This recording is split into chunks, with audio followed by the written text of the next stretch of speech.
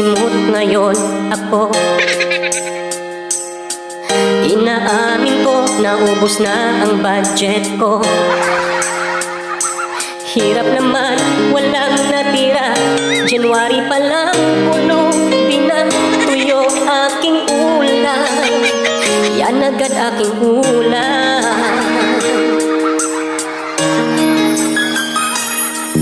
Dapat pansin ko, lagi akong tulala.